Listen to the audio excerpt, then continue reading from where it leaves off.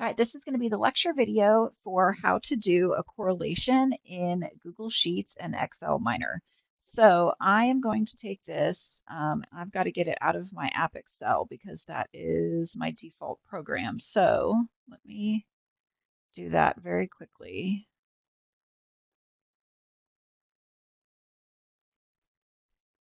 That, and then I've got to get this key as well. Okay. So what I have here for this data set, it's a correlation. I've asked some men about their self-efficacy in a variety of areas of their life. So for this one, I can see that I've got labels as intimate, friend, common, academic, and general. So whenever we are looking at this, remember in our web, I'm using Web Excel, but you can use Google Sheets. You have to go to the Home tab and activate your XLMIner. And we are going to do a correlation. Okay, so with this correlation, the input box looks a lot like ANOVA, which we just talked about. So what I'm going to do is I'm going to input all of my data, the labels, all of it into this input range. So I'm going to grab everything. And this is actually a pretty big data set. There. I have my groups in columns because that's each of my variables. And then I have labels in the first row.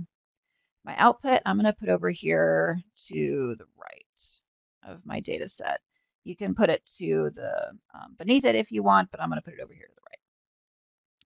Click OK, and it will think for a minute and then give you your results. So I'm going to close this.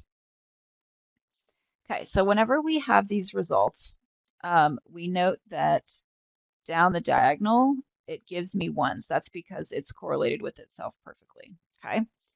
So what I'm going to do is I'm going to pick one of these to look at. Let's say I'm going to do academic and general. I like that one.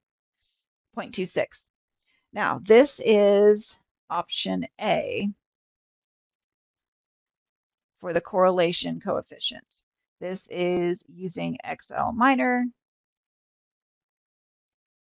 Oh, whoops.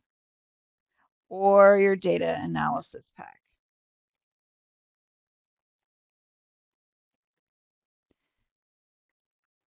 Okay.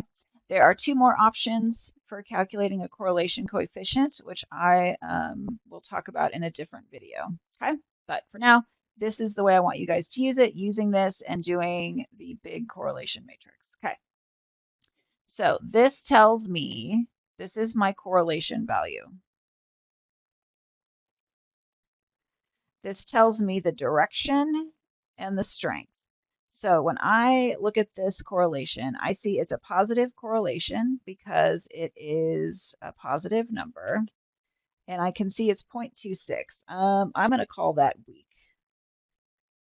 Positive weak correlation. Now, this is step 3A. We always have to do this step because we always have to know what is the direction and strength of our correlation coefficient, okay? Now we have to do step 3B, which is this correlation value significant? In other words, is there a significant relationship based on this correlation? So here's where students get confused sometimes. Just because this is a weak correlation does not mean that it is not significant. I've seen strong correlations that have come back as not significant. I've seen weak correlations come back as significant. So we still have to do step 3B. Must do step 3B, which finds the p-value. So here's what we're going to do. I'm going to reactivate my XLMIner. And this is going to be way different than what you'll find in your book. Or probably online anywhere, but I think this is the easiest route to find it. We're going to go down here and we're going to click on linear regression. Now there's a lot of things to do in this box, so let's go through it one at a time.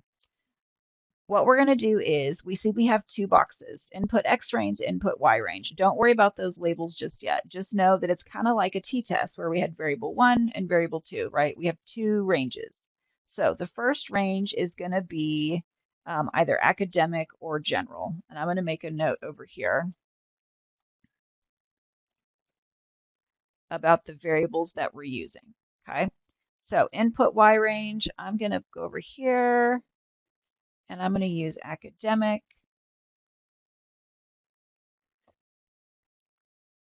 The X range I'm going to use as general.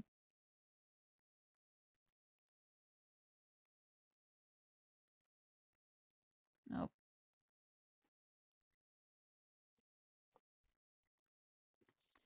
I've got labels. Don't click anything else here. My output range, I'm going to move this over and put it down here. Okay, don't click anything else. Make sure all those boxes are not checked. Click OK, and it's going to think a minute and then give you your results. Okay, so there's a lot here. Let's go through this one at a time because we don't need all of this. We just need some of it. Here's the first piece that we need. We need this box labeled multiple R. This is my check for the correlation. Does this match what I found up here? So this should match correlation value above or in step 3A. Okay.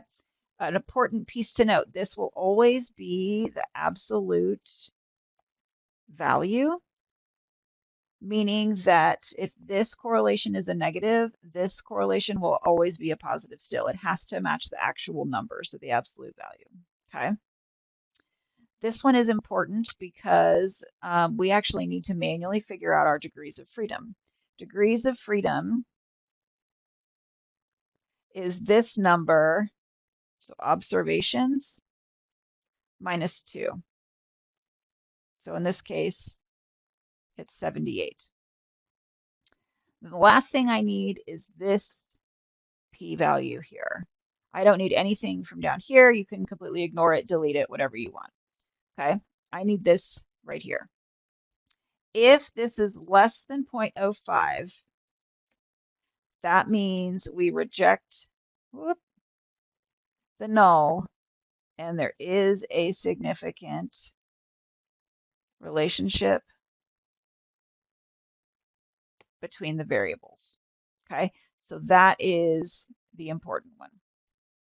Now, that's how you do a correlation in XLMIner in Google Sheets. In my next video, I'll talk to you guys how to write it up in APA format.